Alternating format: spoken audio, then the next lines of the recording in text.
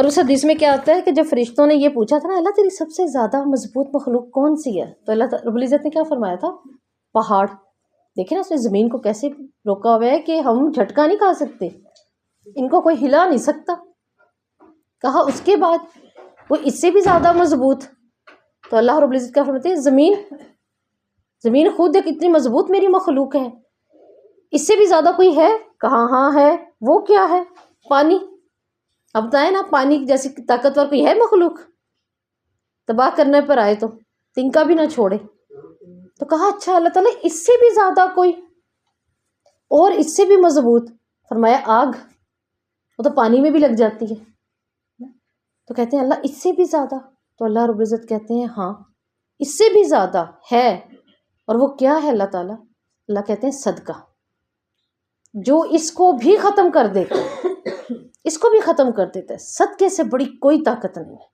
ابھی جو میں نے اتنی ابھی باتیں کی ہیں نا آپ لوگوں کے ساتھ کہ ہم نے عافیت بھی مانگنی ہے، ہم نے چاند بھی دیکھنا ہے، ہم نے نیکیاں بھی کرنی ہیں، ہم نے دینی دنیاوی ہم نے بہت کام کرنے ہیں، ہم نے اس مہینے کو ہاتھ سے یوں ہی نہیں جانے دینا۔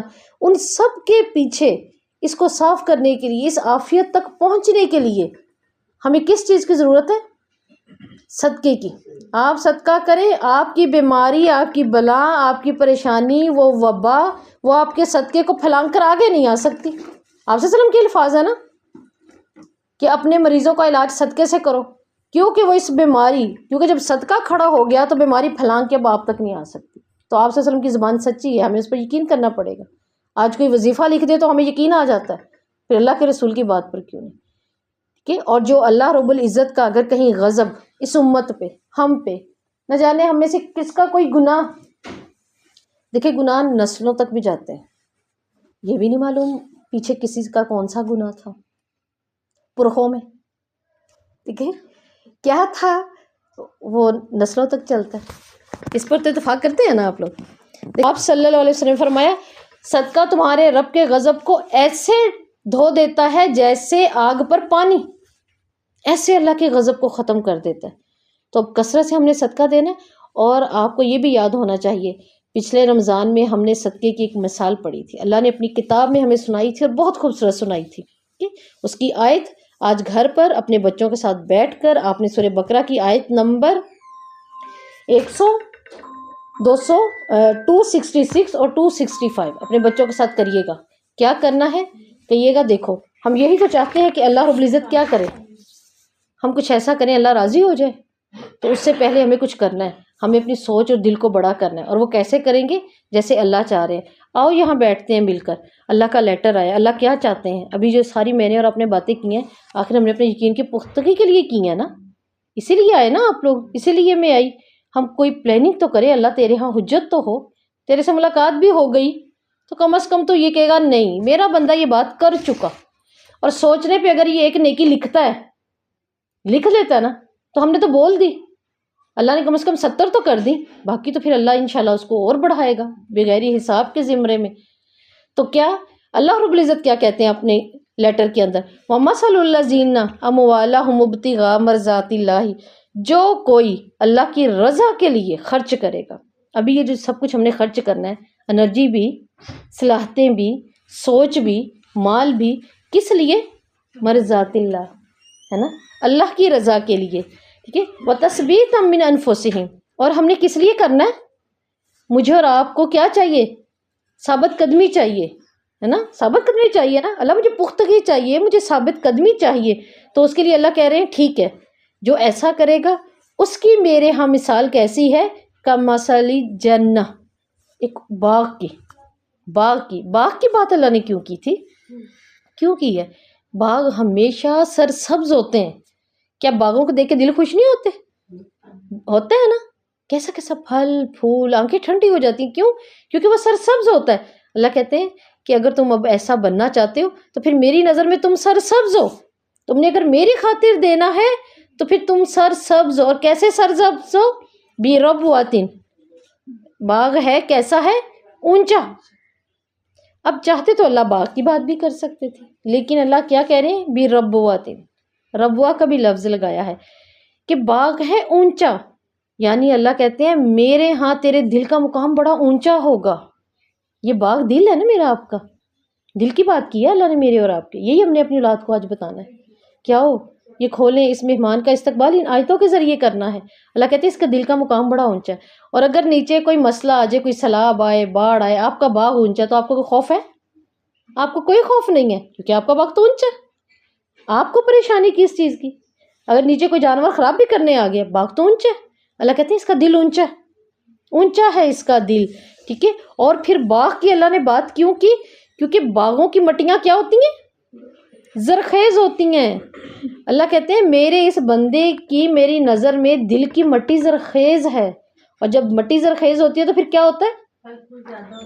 پھل زیادہ اگتا ہے. آپ کہتے ہیں یہ مٹی بہت اچھی ہے، ہم تو بیج بھی گرائیں تو اگ جاتا ہے، اس پر تو آگے کوئی دانہ بھی چڑیا اڑتی گرا جائے تو یہ دانہ بھی اگ جاتا ہے، زرخیز ہے.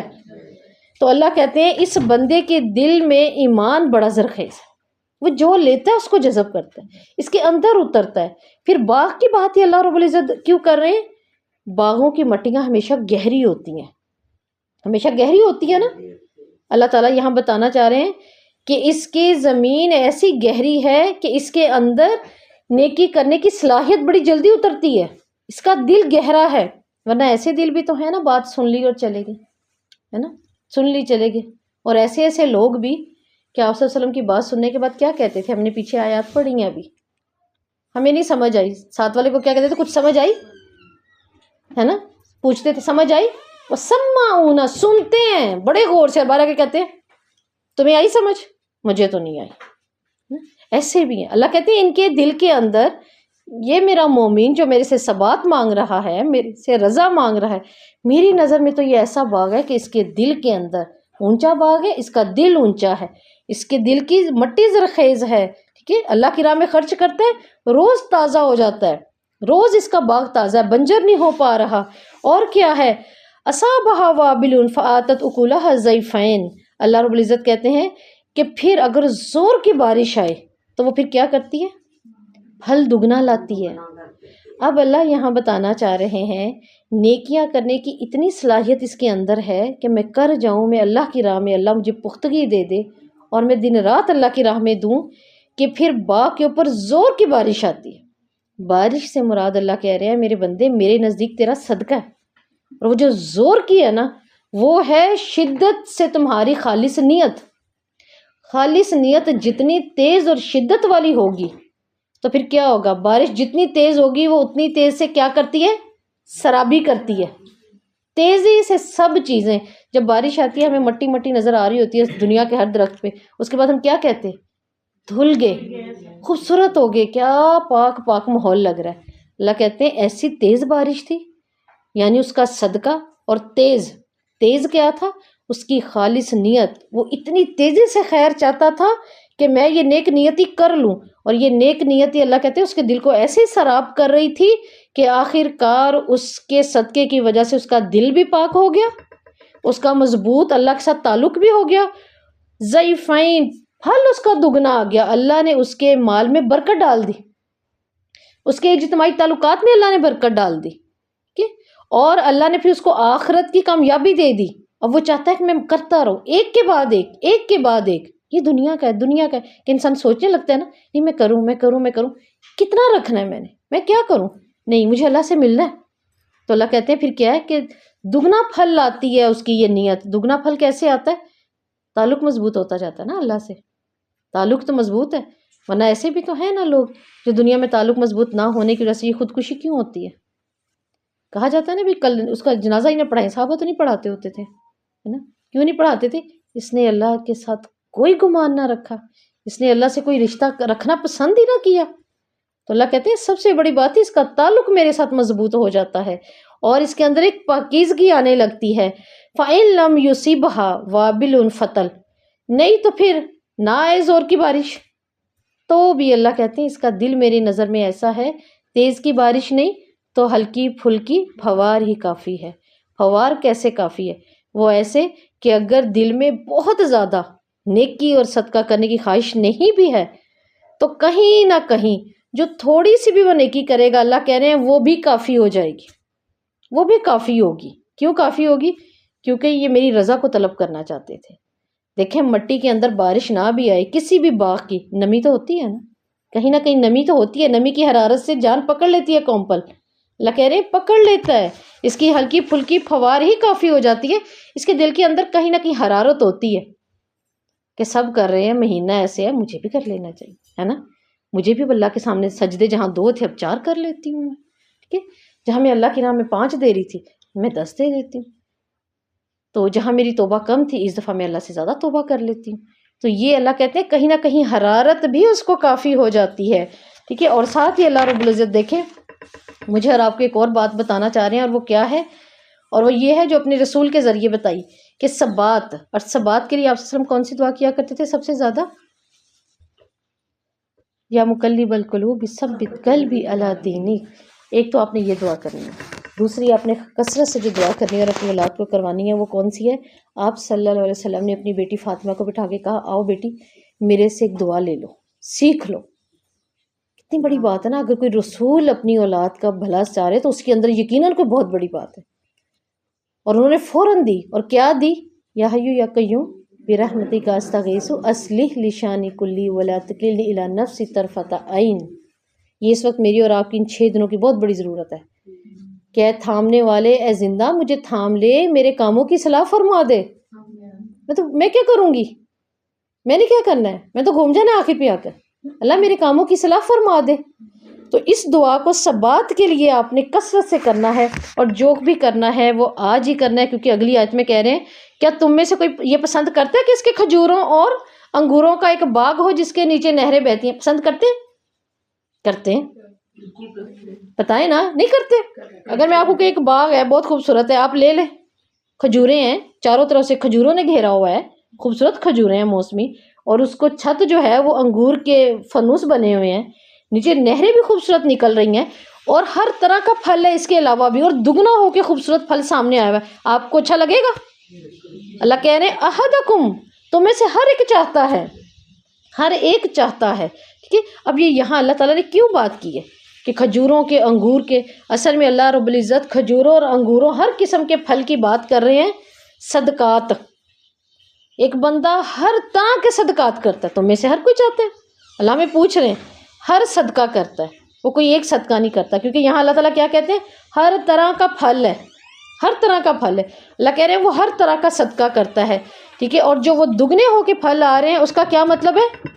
اس کا مطلب ہے کہ یہ اپنے صدقات کے اثرات بھی دیکھ رہا ہے، ہم دیکھتے ہیں وہ اپنے صدقات کے اثرات بھی دیکھ رہا ہے، اور ساتھ اللہ تعالیٰ کہتے ہیں نہریں بھی بہتی ہیں، اس چیز کا فائدہ اس کے اخلاق کو مل رہا ہے، اس کا اخلاق اچھا ہو رہا ہے، ٹھیک ہے، نہریں بہ رہی ہیں، سراب ہو رہا ہے اخلاق، ساتھ میں کیا ہو رہا ہے پھر اعمال میں تبدیلیاں آ رہی ہیں، ٹھیک ہے، سراب ہو رہا ہے نا ایمان، ٹھیک ہے، پھل بھی آ رہا ہے، اب جب پھل آتا ہے تو اس کا فائدہ اللہ کی ہر مخلوق نہیں اٹھاتی ہے، ہر کسی کو غذا ملتی ہے، اب اس کے نیک اعمال کی وجہ سے، صالح اعمال کی وجہ سے دیکھیں دنیا فائدہ اٹھا رہی ہے، وہ خود کو بھی فائدہ دے رہا ہے، وہ دنیا کو بھی فائدہ دے رہا ہے، ٹھیک ہے، تو صدقے کے ذریعے اصل میں وہ غذا دے رہا ہے، اور کس کو غذا دے رہا ہے؟ معاشرے کو، ٹھیک ہے، اب یہ کتنی اچھی چیز اس کے پاس آ گئی، لیکن اللہ تعالیٰ کہتے ہیں یہ باغ کھڑا ہوا ہے، بہت اچھا باغ کھڑا ہوا ہے، اب ساتھ ہی کیا ہوا ہے، اچانک کون سی چیز آئی ہے اس کے پاس؟ اسار فیہ نار فاحترقت، آگ کا ایک آگ بگولا آیا، اس نے سارے کا سارا باغ راکھ کر کے اس کے سامنے کھڑا کر دیا، ٹھیک ہے، کیونکہ اس پہ تو بڑھاپا ہے، اور اللہ کہتے ہیں اب اس کے بچے بھی چھوٹے چھوٹے ہیں، ان کمزوروں نے تو نہیں، اب بڑھاپے میں باغ لگایا جائے گا؟ اب نہیں، اور یہ تو کھانا تھا اب، اور بچے ایسے ہیں کہ وہ باغ نہیں لگا سکتے، کتنی بڑی مصیبت ہے، کتنی بڑی مصیبت ہے، یہ بہت بڑی مصیبت ہے، تو اللہ رب العزت نے اس آیت کے ذریعے مجھے اور آپ کو بتایا ہے رمضان جس طرح قریب ہے نا میرے اور آپ کے سر پر، ٹھیک ہے، تو یہ وقت میرا اور آپ کا بھی طاقت ہے، باغ بنا لیں، نیکیاں کر لیں، جتنا صدقہ کرنا ہے کر لیں، جو معاشرے کو فائدہ دینا ہے علم سے، رزق سے، جس چیز سے وہ دے لیں، کیوں دے لیں؟ کیونکہ بڑھاپے میں اب اس سے کچھ نہیں ہوا، فائدہ اٹھانا تھا، اب دنیا میں کر لیں، آخرت میں کیا ہوگا؟ اگر نہ کیے تو آخرت میں تو آگ بگولا، سامنے کچھ نہیں ہے، اب آپ کمزور ہیں، تو یہاں اللہ نے جتنی پیاری مثال دی ہے وہ دی ہے کہ بڑھاپے میں پھل کھانے تھے تم نے اس کے جا کے اپنے اس دیے ہوئے کہ اللہ کی راہ میں، تو لہٰذا آج جو کرنا ہے جوانی میں باغ لگاؤ، بڑھاپے میں جا کے یعنی آخرت میں جا کے تم اس کا مزہ اڑاؤ. آج نیکیاں کرنی پڑیں گی تاکہ وہ کل کو کام آئیں. ٹھیک ہے. وآخر دعوانا الحمد للہ رب العالمین. سبحانک اللہم و بحمدک نشہد ان لا الہ الا انت نستغفرک و نتوب